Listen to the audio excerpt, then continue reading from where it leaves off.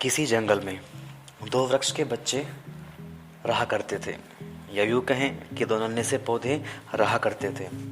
दोनों आसपास में ही रहते थे। दोनों में बहुत गहरी दोस्ती भी थी। दोनों अपने मन की बात एक दूसरे के साथ बांटते रहते थे। एक दिन उनको एक घटना की जानकारी मिली कि इस धरती पर कुछ समय पहले एक प्रलयकारी तूफान आया था। उसकी हवाएं अति प्रचंड थी, जिसकी वजह से धरती के अधिकांश वृक्ष धराशायी हो गए। चंद वृक्ष ही बच पाए, बाकी सब वृक्ष उखड़कर नष्ट हो गए। जैसे ही उन्हें इस घटना के बारे में पता चला तो दोनों के मन में एक डर बैठ गया और एक छोटे से आशंका ने जन्म लिया कि अगर ऐसा तूफान फिर कभी आया तो हमारा क्या होगा, हमारा तो अस्तित्व ही मिट जाएगा। दोनों यह सोचने लग गए कि अब हम क्या करें। उनमें से एक बोला कि तूफान का आना या ना आना तो हमारे वश में नहीं है, परंतु हम तूफान को रोक सकते नहीं हैं। हाँ, हम एक काम अवश्य कर सकते हैं कि आज से हम कुछ विशेष परिश्रम या कुछ ज़्यादा मेहनत करें, कुछ और सीखने का प्रयास करें और अपनी जड़ों को मजबूत बनाना शुरू करें। अपनी कड़ी मेहनत से इन जड़ों को और तनों को इतना मजबूत कर लें कि ये किसी भी तूफान का सामना करने लायक बन जाए। दूसरे को उसकी बात बिल्कुल बेकार लगी। वह उसी बात पर जोर से हंसने लगा। उसे अपनी शक्ति पर इतना भरोसा बिल्कुल नहीं था। उसने बोला, क्या पता हम ऐसा कर पाएं या ना कर पाएं, क्या हम इस योग्य हैं? हम में इतनी कुशलता कहाँ है, और इतना मेहनत करने के बाद भी क्या पता हम सुरक्षित रह पाएं या ना रह पाएं। ज़्यादा बेहतर है कि हम कोई सुरक्षित इस जगह कोई बड़ा सहारा खोज लें। हम किसी घने जंगल में बड़े बड़े पेड़ों के बीच में चलकर अपने आप को स्थित कर लें। वहाँ हम सुरक्षित फील करेंगे, या ये कहें कि वहाँ पर हम सेफ रहेंगे। वहाँ हवाएं भी आएंगी तो बड़े वृक्ष उन्हें रोक लेंगे और हम तब तक वे पहुँच ही नहीं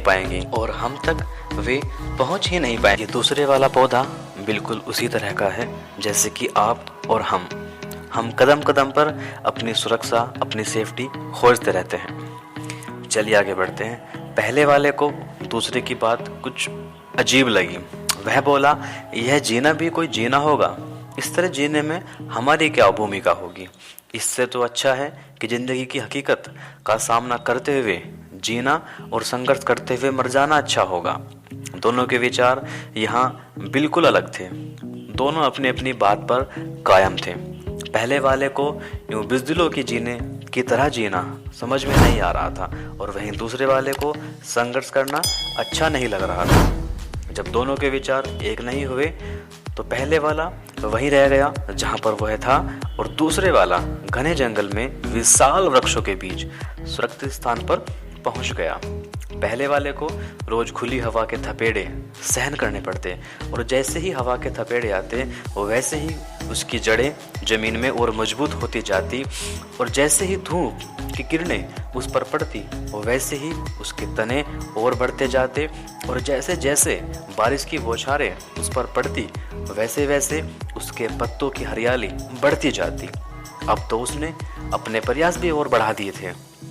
उसने और अधिक सीखना और अपने आप में रोज नई ऊर्जा को रखना शुरू कर दिया। अब तो वह पहले से बड़ी चुनौती भी स्वीकार कर चुका था। उसे अपने दोस्त को भी कुछ बनकर दिखाना था। जाहिर है, जब कोई किसी चुनौती को स्वीकार कर जीतने का इरादा रखता है तो उसमें बहुत सारे शक्तियों का जागरण होना शुरू हो जाता है। वह पौधा भी अपने आप में कई सारी शक्तियों का जागरण होते हुए देख रहा था। उसको लग रहा था कि जो मैं हूँ मैं वो पहले नहीं था। उसका आत्मविश्वास लगातार बढ़ता जा रहा था। वह लगातार विकास करता गया, और इसी विकास की यात्रा में प्रतिदिन डेली नई ऊर्जा का संचार होता गया, और वह एक दिन उस धरती पर सबसे विशाल वृक्ष बन गया।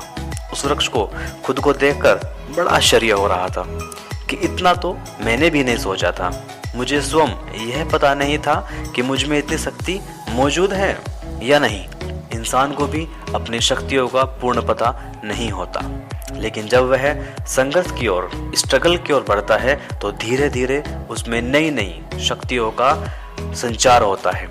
इसके बिना वह अपनी शक्तियों को जान ही नहीं पाता। वही दूसरा पौधा जो घने जंगल में जाकर बड़े वृक्ष के बीच में रहने लगा था, उसे न तो हवा के थपेड़े खाने को मिले और ना धूप सहन करनी पड़ी, और न ही उसने कभी बारिश का सीधा सामना किया। इसकी वजह से उसका कोई विकास ही नहीं हो पाया और वह एक नन्हा सा बीमार सा पौधा बनकर मर गया। आमतौर पर आप और हम ऐसा ही सोचते हैं या ऐसा ही खोजते हैं जहां उसको संघर्ष न करना पड़े।